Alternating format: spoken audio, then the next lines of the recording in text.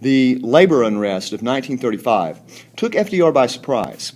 Initially, he had been reluctant to associate himself with the laboring masses, mobilizing in his name, but with the election of 1936 looming, he assumed leadership of this group. And he began to sound a little bit more like Huey Long. He called for the, quote, abolition of the evil holding companies, unquote. He attacked the wealthy for their spending and called for new programs of direct relief to the poor. He did not embrace socialism, but this is an important point. Rather, he sought to reinvigorate his appeal among poorer Americans and turn them away from more radical solutions. To steer the New Deal in a more populist direction, FDR turned to a new economic theory, underconsumptionism. Advocates of this theory held that a chronic weakness in consumer demand caused the Great Depression. The cure, therefore, was not to restrict production, but to produce consumer spending through government support for these things, strong labor unions. Seems counterintuitive to an American government to support labor unions, but if we supported labor unions, they would inevitably cause higher wages, would strengthen consumption. Higher social welfare expenditures. Let's put more money directly into the hands of the poor. Why? Well, regardless of whether we think that's the right thing morally or not, they can then go spend it. That will boost consumption. And then finally, vast public works projects. Now, those had already been started initially by Hoover, and New Deal Part 1 had certainly done that, but we're talking a lot more of that to create jobs to boost consumption. Underconsumption is to not worry about the federal budget. You could always borrow funds from private sources. Lenders would receive a return, recipients of assistance would have money to spend, and businesses would have increased profits. We'll worry about the debt later. The theory, therefore, depended on government borrowing to stimulate the economy and end the Depression. This was a reversal of prevailing wisdom. Recall that even FDR himself, when running for president, only called for two concrete things: one, prohibition, end of prohibition; number two, balance the budget. So this came to be known. So this was kind of radical. It came to be known in the 1940s as Keynesianism, after its greatest proponent, John Maynard Keynes, and it is really the prevailing economic conventional wisdom of the 20th century. It took a beating in the 80s and 90s, but this most recent Great Recession has sort of reconfirmed that Keynes was right. Many policymakers rejected the idea, however, that government spending and deficits would lead to prosperity. It just seemed counterintuitive. Even though he was personally committed to a balanced budget, at some point, FDR was willing to try new ideas. He wasn't ideologically bound to one way or the other. And the Depression was entering its sixth year. He was experimental. He wanted to do something. And so the new reform-minded members of this newly elected Congress in 1934, recall they were more radical, they were also eager for a new round of legislation, more focused on the poor and less on big business. Congress passed much of this legislation in January through June of 1935, a period that came to be known as the Second New Deal.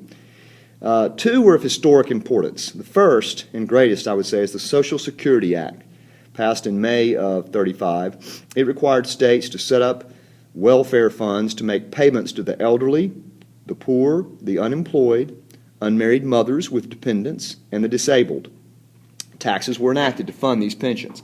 The Social Security Act and the Social Security Administration, formed as a result of it, provided a sturdy foundation upon which future presidents and Congresses would build the welfare state, the safety net. Equally historic was the National Labor Relations Act, the NLRA, passed in June, which delivered what the NRA had only proposed: the right of every worker to join a union, and the obligation of employers to bargain with unions in good faith. So finally, here in 1935, federal U.S. government is putting into practice what Mexico did with the Constitution of Querétaro in 1917. They're saying, you know what, people have a right to belong to a union, and employers must deal with those unions in good faith. This was it was officially called the National Labor Relations Act, but it was also called the Wagner Act after Senator Robert Wagner of New York, who championed it. And it set up the National Labor Relations Board to supervise union elections and investigate unfair labor practices. Union leaders hailed this as their Magna Carta. They loved this. Congress also passed a number of other acts. They passed the Holding Company Act to break up the 13 utility companies that controlled 70% of the nation's power.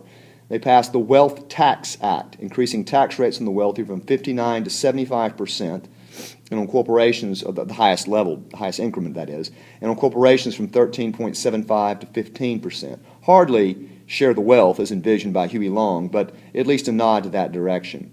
They also passed the Banking Act, which strengthened the Federal Reserve Bank's power over member banks to regulate, make sure they do things safely. Created the Rural Electrification Administration, the REA, to bring power to rural households like those of my parents, which growing up in the 1920s, they didn't have power. By the end of the New Deal, they did.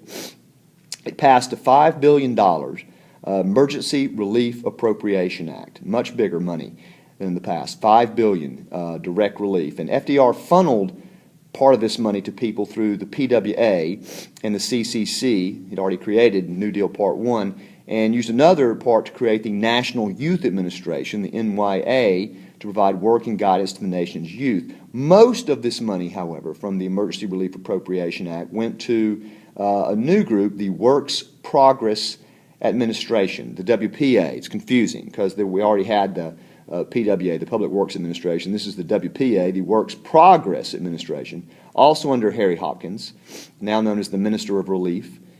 The WPA improved thousands of schools, hospitals, etc., put to work 30% of the nation's jobless. By the end of the decade, the WPA, in association with other agencies, had built 500,000 miles of roads, 100,000 bridges, 100,000 public buildings, 600 airports. The WPA also funded a vast program of public art, supporting painters, architects, writers, playwrights, actors, and intellectuals. And the theory was, well, this gives them money to spend and it also boosts public morale. A lot of murals were commissioned. If you go to the archive section now of the Birmingham Public Library downtown, it used to be the whole library, it's now the archive section. There's a beautiful room with giant murals on the high ceiling, on the high walls, much like this one I've pictured here. And so really we had sort of a Vasconcelos-style mural program as a part of the WPA. Artists would write in, propose a project, get money to do it. Notice also this art tends to glorify workers and farmers. That's kind of a theme we'll return to later.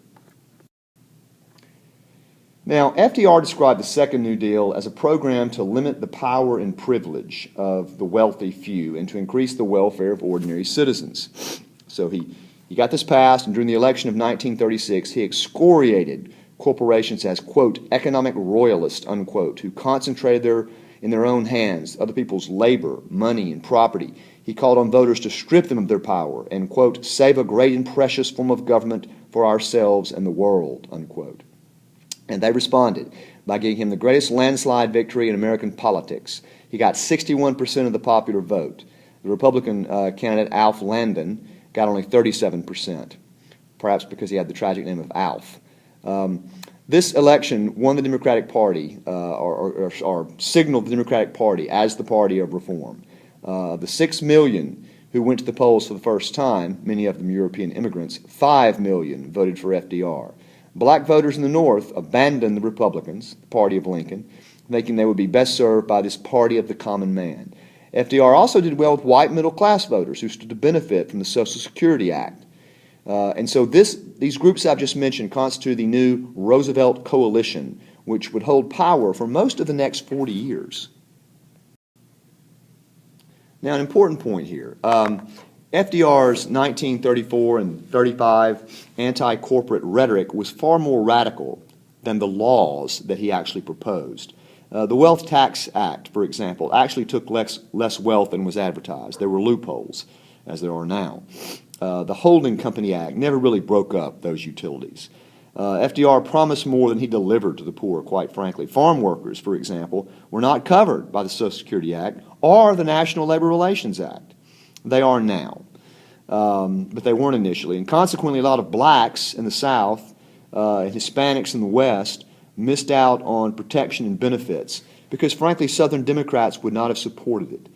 So continued white supremacy also meant the New Deal did little to restore voting rights or protect basic civil rights. So not as radical as it sounds. Another point in this, rhetoric versus reality debate is FDR's populist rhetoric obscures the fact that a lot of capitalists were enthusiastic about the New Deal. A lot of contractors in the West building those dams loved it because they got rich. The contractors Herman and George Brown, two brothers, for example, were some men who got fabulously rich building dams and used their growing wealth to bankroll a group of Democratic congressmen, including a young man from Texas named Lyndon Johnson. Certain Eastern business interests were also supportive of the New Deal Democrats. Retailers like Bamberger, Sears and Roebuck, they liked the New Deal because they liked the idea it was about boosting consumption. New bankers, Lehman Brothers and Goldman Sachs, liked the New Deal, and they had sort of the European ethnic interest in supporting the Democrats because they were Jews. Both these houses of finance were formed in opposition to the traditionally Republican and no Jews allowed House of Morgan. And also consumer-oriented banks liked the consumption-boosting part of the New Deal. Like, for example, this bank in San Francisco called the Bank of Italy, so called because it served initially Italian immigrants. But it decided that was too narrow a name, and so it changed its name to Bank of America and became the greatest consumer bank in America. All these businesses and their owners loved the New Deal. The key was the New Deal was designed to boost consumer spending. Capitalists wanted that, although they had no intention of relinquishing their wealth or power. The Democratic Party, in effect, then bifurcated between the masses to a certain section of big business. The conflict between these two constituencies would create tension throughout the party over all the years of political domination, and frankly does today.